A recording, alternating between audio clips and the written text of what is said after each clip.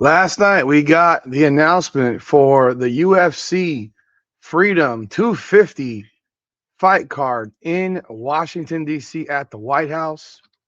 It was announced, and lo and behold, the main event of this fight card is none other than Ilia Topuria defending his lightweight championship against Justin Gaethje, the interim champion.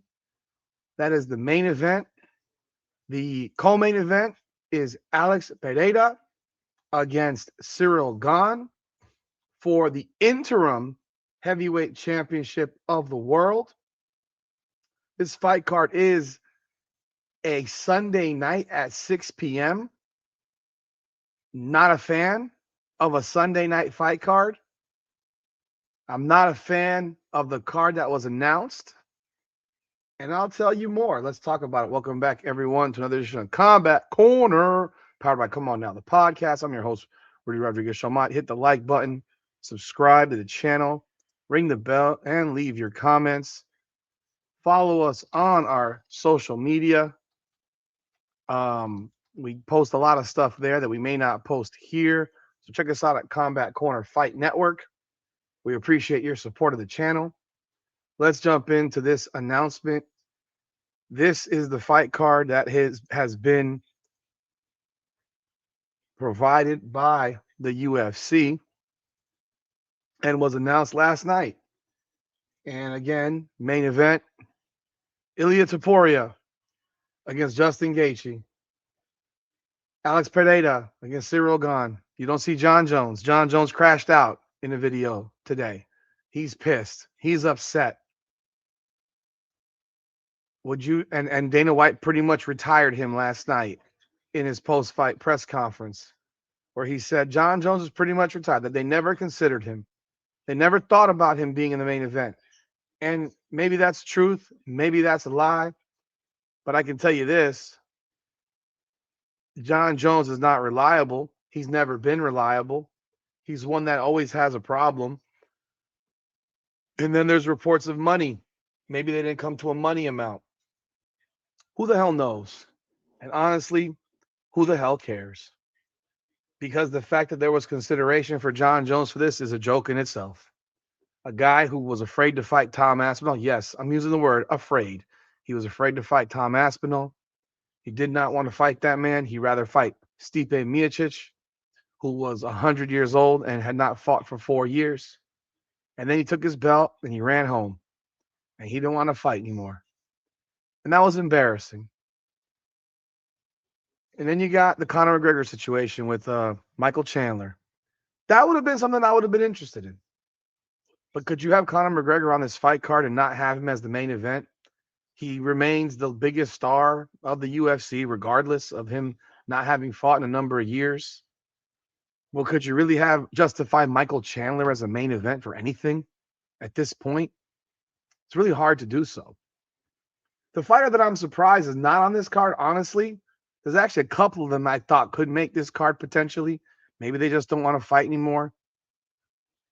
But I'll get in that in a second. But overall, the card, Topuria Gaethje, you have a fight at the White House. And I really thought they were pushed. First of all, this is another example of the UFC over-promising, under-delivering. This is a fight card with 6 fights. It's on a Sunday night at 6 p.m. So it's over by 9, more than likely. It's going to have 4,000 or 5,000 people on the White House lawn.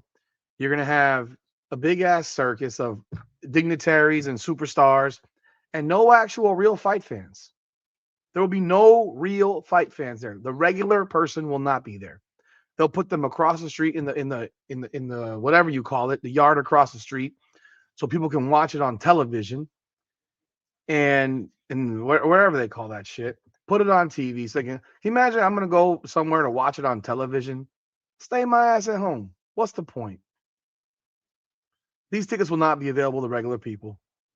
You already know this. It's a given. It's not. They will not be available to regular people. They'll go to politicians. They'll go to superstars that are friends of the UFC. And it'll be the quietest crowd you ever have at a UFC fight. You probably will get more noise at the Apex when they had nobody in there, because that's what I expect to see. Just my opinion.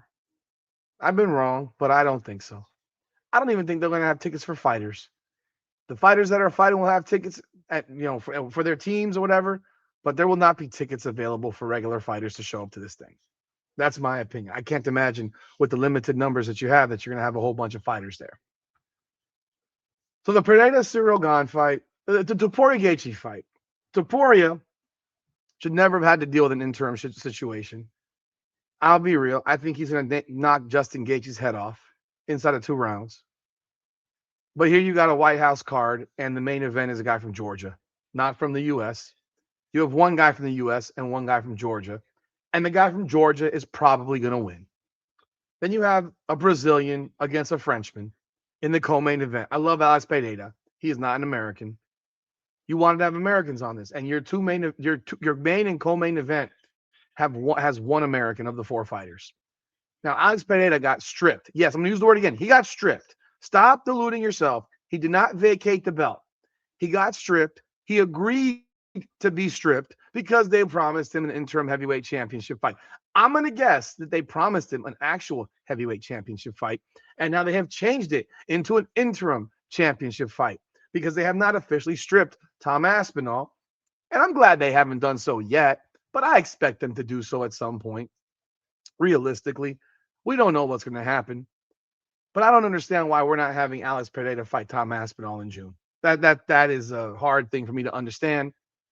They could have, unless his eyes are just that bad still. And if that's the case, then yeah, maybe he should be stripped because if you can't fight for a year, I mean, it's going on 7 months now, whatever, then what are we doing? Now, this is where Jon Jones was coming into the question. Jon Jones claimed that he was in negotiations with the UFC for a fight on this card. Who was that supposed to be against? Aspinall, Pereira, who? We don't know. And now he's crashing out. Clearly, if there were negotiations, they could not come to an agreement on money. Now, Pereira's fighting for interim belt. He had to vacate, get stripped to fight for this belt, which I think was a mistake.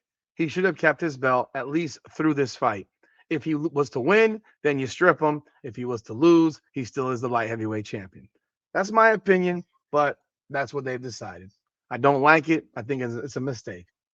Sean O'Malley, American, against Ayman Zahabi from Canada. I like O'Malley. I think O'Malley belongs on this card. He wanted to be on this card. He voiced it. He's one of the biggest stars in the UFC. He's a guy that should be on this card. Why is he fighting a Canadian? They couldn't find them an American at 135 to put Sean O'Malley against. I don't care if it's somebody he's already fought before. Couldn't even care less if it's someone that he's already fought before. Let's take a look at the top 15 because he said he'd fight anybody. See, he did say this. He would fight anybody at 135. Has he? I don't know if has he fought this guy yet? Why not have him fight Corey Sandhagen? That's a hell of a matchup. Why not have him fight Corey Sandhagen? Are you telling me that Corey Sandhagen would turn down a fight at the White House against Sean O'Malley? It's 3 versus 4. It makes sense. That didn't happen. How about, Peyton Talbot, another American right there. Why not Peyton Talbot coming off of a big win over Henry Cejudo? Those are 2 right there that I think would be good fights for O'Malley against American fighters. You want to know how embarrassing it would be as if Zahabi was to beat O'Malley on the White House lawn? Embarrassing. Then you go to the next fight, Mauricio Rufy against Michael Chandler. Holy shit. They want to get Michael Chandler finished. God damn. You want Michael Chandler to win in this card, on this card. You do not want him to get his head taken off. You don't want the man getting his head taken off. And I think he's about to get his head taken off. I don't understand this fight. I don't get it. Rufy is 13-2. He's coming off of a win over Rafael Fiziev, KO win. I don't get it. Once again, another questionable decision. And initially, they were talking about having 6 title fights, which I knew was never going to happen. I'm so used to the UFC lying about stuff and making up stories. Why not have Michael Chandler fight Damn, they don't have any Americans really on this thing other than Max Holloway, and he just fought. You think Max Holloway would fight on the White House lawn in 2 months if he was given the chance? 3 months, really? No, 3 months? I think he would. I would be entertained by a Max Holloway Michael Chandler fight. I think everybody would. That's a guaranteed fireworks fight. And I think, look, Hoofy's a great fighter, and I think he's gonna fucking destroy Chandler. But again, you're gonna have now a Brazilian dude beat the hell out of an American on the White House lawn. I know. I'm just talking from a perspective of freedom, 250. Da, da, da, da, da. You want to have Americans fighting at the White House, bro? Come on now. Now you have Bo Nickel against Kyle Daukas. Who the fuck cares? Jesus Lord. This might be the most meaningless fight of them all. So I'm not even going to talk about it because who the hell cares? And now you got Diego Lopez coming off of a loss to Alexander Volkanovski against Steve Garcia. Again, a very uninspired, uninteresting fight. If you're interested by this fight, then great. And that's not taking anything away from Steve Garcia. He is 6-0. He's won his last 6, 7. He's 8-1. Was it 8-1? Shoot, let's see here. 1, 2, 3, 4, 5, 6, 7, 8-1 in the UFC. He's a good fighter. But most people have never even heard his name before. And you're putting him against another Brazilian. This card is going to be a massive fucking shit show. I'm going to watch it like everybody else. And then there comes the conversation of which fight fell off the other day on Friday. Which is the fight that fell off the other day on Friday? And the rumor mill has it that it was Islam Makhachev against Ilia Topuria. I keep doing that. It's the wrong window. Islam Makhachev against Ilia Topuria is the fight that apparently fell off. That is the rumorville. That is what is being said, that it was the fight that fell out the night before. And it's all over the place. And some people say it's speculative. Other people say that it's true. It's embarrassing. It beyond the fact that they would even consider scheduling this fight for the White House lawn with no Americans on. So you'd have had 4 fighters in the co-main and main event with no Americans, let alone having a Dagestani dude fighting on your main event at the White House. But he doesn't want that fight because Makhachev is petrified of Ilia Topuria. He knows he's in a lose situation. He expects to lose to Topuria. Would the fight have been at 170 for the welterweight belt? Quite possibly. And the thought of having his belt taken by a guy who was fighting at 145 just a year or so ago would be pretty goddamn humiliating. But he doesn't want the fight. He's afraid of this dude. Yeah, he's afraid of this dude. That said, this card, not impressed. It's what we all expect from the UFC. Put together some shit. Convince all the fans that the fans who believe everything that's spit out, that it's the greatest thing on earth. Do not have your biggest draws on it. I'll tell you this. Your biggest draws, if you want to ignore where they're from, these are the guys that should be on this fight card. And I'm going to start off from the beginning. Conor McGregor should be on this fight card. I do not care how he's not fighting Michael Chandler, and he's already put out a post saying, I was waiting for the Michael Chandler fight. And he seems to be really in tune right now to do it. Why is he not on this fight card? Whether or not I dislike Jon Jones or not, I am not a fan of Jon Jones. If Jon Jones wanted to fight on this card and you chose to not have him fight on this card, well, UFC, shame on you. Shame on you. No sense to that to me. Sean Strickland should absolutely be on this fight card. How is Sean Strickland not on this fight card? I know he just fought. I do not care. You want to know what the perfect fight for this fight card would be? Sean Strickland versus Israel Adesanya. Are you kidding me? That is fireworks. I think Strickland beats Adesanya, but Izzy is one of the biggest draws in the UFC. He remains one of the biggest draws in the UFC. Max Holloway. I know he just had a bad night last night. He'll heal up. He should be on this fight card. You want fireworks, guy? You put him up there against a striker. You can't put him in there against Charles Oliveira, clearly, because Oliveira will hug him and tackle him and take him down and hold him. But that's who you get on this card.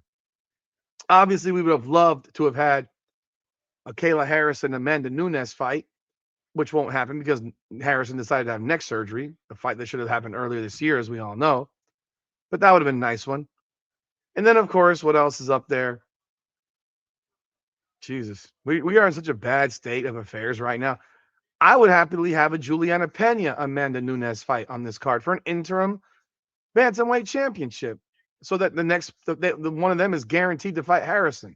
Because otherwise, I don't think Harrison will ever fight Nunes.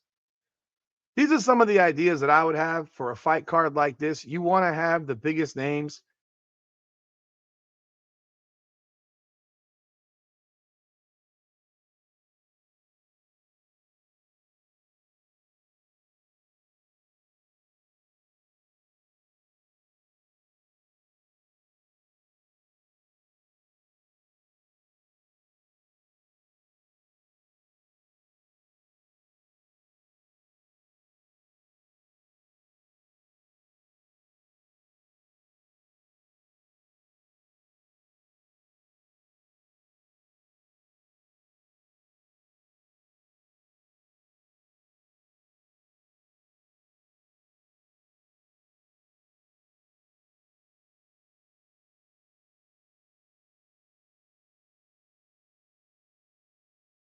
And you've got Bo Nickel.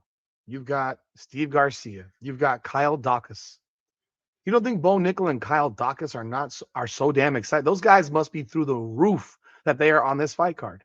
Of course they are. They're nobodies. Bo Nickel, they can promote him all they want. He's still a nobody when it comes to the UFC. Diego Lopez, gotta love him, but he's just coming off a loss to Volkanovski, losing 2 of his last 3 fights. Come on now. This fight card is so annoying to look at. This promise of amazing, this promise of XYZ. This shit is garbage. And I'm a humongous Pereira fan. I like the 2 fights. I don't dislike Topuria, Gaethje, Pereira, Gane. I don't have a problem with the fight itself. It's not what you said you wanted to do. Again, I don't have a problem with the fights. The bottom 4? Yeah, I have questions. How the hell is Ayman Zahabi on this fight card? Is this for real? Ayman Zahabi. I know he's ranked 6th. Bro, you serious? You know how humiliating it would be for the United States of America to have Ayman Zahabi beat Sean O'Malley on the White House lawn? That would be painfully embarrassing. So now I got to cheer for Sean O'Malley because I'm not even a big Sean O'Malley fan, but God dog, he cannot lose on the White House lawn to Ayman Zahabi, a Canadian. I know this sounds all fucked up from me. I'm just talking about the optics. The U.S. is supposed to be supreme being right here, man, right? And you put out this fucking dog shit. You're putting out Chandler, who's like 2-6 in his last 8. You're putting out Nickel and Daukas. Thank God one of these guys is an American who's going to win. You're putting out Lopez and Garcia. Like, if you ask me who's going to win, I'm taking Topuria. I'm taking Pereira. I'm taking O'Malley. I'm taking Hoofy. I'm going to take Nickel, and I'll take Lopez. That's who I'm taking in these fights. This card is weak, man. This whole thing is weak. I never liked it to begin with. I don't like the direction the UFC's taking fights and taking cards. They're stripping guys to put titles on in Miami. The Yuri Prochazka Carlos Ulberg fight is not a title fight. It's a fake title.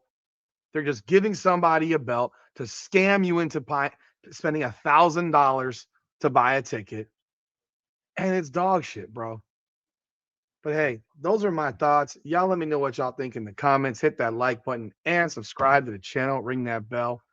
This is Combat Corner, powered by Come On Now, the podcast. Come on now. I've been down through the blood and the sweat. Guarantee you can know I'm a threat. I've been down through the blood and the sweat, and I ain't close to being done yet. I'm going all in. Yeah, I'm going all in. And I ain't close to being done yet. I'm going all in. Yeah. They know I'm going all in. Through the blood and the sweat, y'all know we ain't close to being done yet. I'm going all in. I've been down from the jump. Ain't no love lost, we just really doing us. Go and take your seat, looking silly getting up. Y'all know what it is, let me tell them what it was. It was 24/7 on